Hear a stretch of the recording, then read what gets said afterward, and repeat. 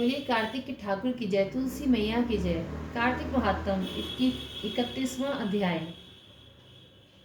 कथा शुरू करने से पहले गणेश जी महाराज जी का ध्यान करेंगे। बोली गणेश जी महाराज जी की जय। हाथ में फूल चावल ले लेंगे और कहानी सुनते समय कहानी का हुंकारा जरूर भरना है, जिससे कि कथा के संपूर्ण फल की प्राप्ति हो सके। बोली गणेश जी महाराज जी की जय। एक बार एक बुढ़िया थी। मैं मिट्टी के गणेश जी की पूजा किया करती थी। रोज बनाती थी, रोज गल जाते थे। एक दिन बुढ़िया ने देखा कि एक सेठ का मकान बन रहा है। मैं मेस्त्री के पास गई और बोली कि भैया मेरा पत्थर का गणेश घड़ दो। मैं बोला कि जब तक हम तेरा पत्थर का गणेश घड़ेंगे जब तक पूरी दीवार नहीं चिल लेंगे। बुढ़िया बोली कि राम करे तुम्हारी दीवार ही टेढ़ी हो जाए। ऐसे कह के बुढ़िया चली गई। शाम को सेठ आया तो उसने पूछा कि आज कुछ भी काम नहीं किया। तो मिस्त्री बोला कि एक बुढ़िया आई थी, कह रही थी मेरा पत्थर का गणेश घड़ दो। हमने नहीं गढ़ा तो कह गई तुम्हारी दीवार टेढ़ी हो जाए। ऐसे कह के बुढ़िया चली गई। सेठ ने बुढ़िया को बुलाया और कहा कि हम तुम्हारे सोने के गणेश जी गढ़वा देंगे, तुम हमारी दीवार सीधी करा दो। सेठ ने बुढ़िया को सोने के गणेश जी गढ़वा दिए। उसकी दीवार सीधी हो गई। जैसे सेठ के बीड़े काम सीधे करे ऐसे हम सबके करना। कहते सुनते हुंकारा भरने वालों की करना। बोले गणेश जी महाराज जी की जय। 31वां अध्याय। पूर्व काल की बात है। जयंतीपुरी अवंतीपुरी में धनेश्वर नामक एक ब्राह्मण रहता था। वह ब्राह्मण उचित कर्म से भ्रष्ट, पाप परायण और खोटी बुद्धि वाला था। रस, कंबल और चमड़ा आदि बेचकर तथा झूठ बोलकर वह जीविका चलाता था। उसका मन चोरी, वैश्यगमन, मदिरा पान और जुए आदि में सदा आसक्त रहता था। एक बार वह खरीद बिक्री के काम से देशांतर में भ्रमण करता हुआ महिष्मतीपुरी में जा पहुंचा, जिसकी चार दीवारी से सटकर बहने वाली पाप नाशिनी नर्मदा सदा शोभित होती रहती है। वह कार्तिक का व्रत करने वाले बहुत से मनुष्य अनेक गांवों से स्नान करने के लिए आए थे। धनेश्वर ने उन सबको देखा। कितने ही ब्राह्मण स्नान करके यज्ञ तथा देव पूजन में लगे थे। कुछ लोग पुराणों का पाठ करते और कुछ लोग सुनते थे। कितने ही भक्त नाच, गान, दान और वाद्य के द्वारा भगवान विष्णु की स्तुति में संलग्न थे।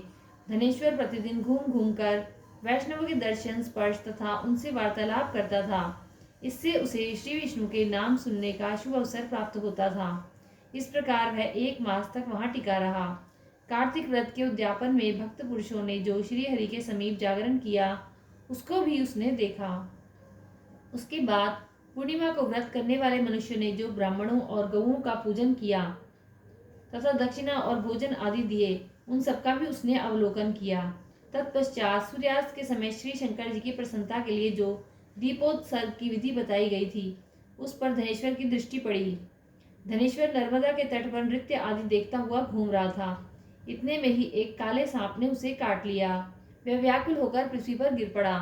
उसे गिरा देख बहुत से मनुष्यों में दयावश उसके चारों ओर से घेर लिया और तुलसी मिश्रित जल से उसके मुख पर छींटे देना आरंभ कर दिया।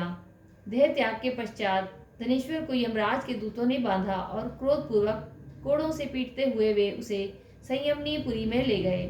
चित्रगुप्त ने धनेश्वर को देखकर बहुत फटकारा और उसने बचपन से लेकर मृत्यु पर्यंत जितने भी दुष्कर्म किए थे, वे सब उन्होंने यमराज को बताए। चित्रगुप्त बोले, प्रभु, बचपन से लेकर मृत्यु पर्यंत इसका कोई पुण्य दिखाई नहीं देता। यह दुष्ट केवल पाप का मूर्तिमान स्वरूप दिख पड़ता है, अतः इसे कल्प भर नरक में पकाया जाए। यमराज बोले कि प्रेतराज केवल पापों पर ही दृष्टि रखने वाले दुष्ट को मुदगरों से पीटते हुए ले जाओ और तुरंत ही कुंभी पाक में डाल दो। यमराज की आज्ञा पाकर प्रेतराज पापी धनेश्वर को ले चला। मुदगरों की मार से उसका मस्तक विदीर्ण हो गया था। कुंभी पाक में तेल के खौलने का खल खल शब्द हो रहा था। प्रेतराज ने उसे तुरंत ही उसमें डाल दिया, परंतु वह ज्यों ही कुंभी पाक में गिरा त्यों ही उसका तेल ठंडा हो गया। ठीक उसी तरह जैसे पूर्व काल में भक्तवर प्रहलाद को डालने से दैत्यों की जलाई हुई आग बुझ गई थी। यह महान आश्चर्य की बात देखकर प्रेतराज को बड़ा विस्मय हुआ। उसने बड़े वेग से आकर यह सारा हाल यमराज को कह सुनाया। प्रेतराज की कही हुई कौतूहलपूर्ण बात सुनकर यम ने कहा कि आह, ये कैसी बात है। इतने में ही देवर्षि नारद हंसते हुए बड़ी उतावली के साथ वहां आए। यमराज ने भली भांति उनका पूजन किया। उनसे मिलकर देवर्षि नारद ने जिस प्रकार कहा। नारद जी बोले कि सूर्य नंदन, यह नरक भोगने के योग्य नहीं है।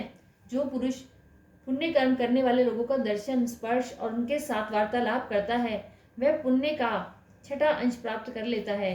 यह तो 1 मास तक श्रीहरि के कार्तिक वर्ष का व्रत का अनुष्ठान करने वाले असंख्य मनुष्यों के संपर्क में रहा है, अतः उन सबके पुण्यांश का भागी हुआ है।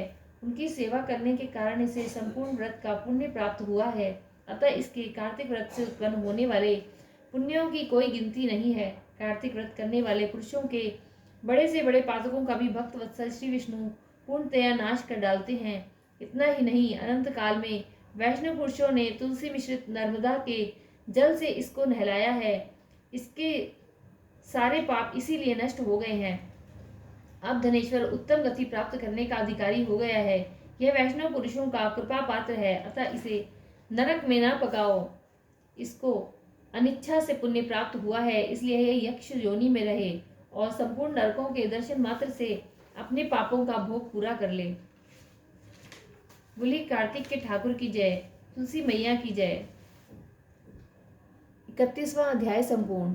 आपको वीडियो अच्छी लगे तो कमेंट में राधे राधे जरूर लगे और चैनल को लाइक और सब्सक्राइब करें।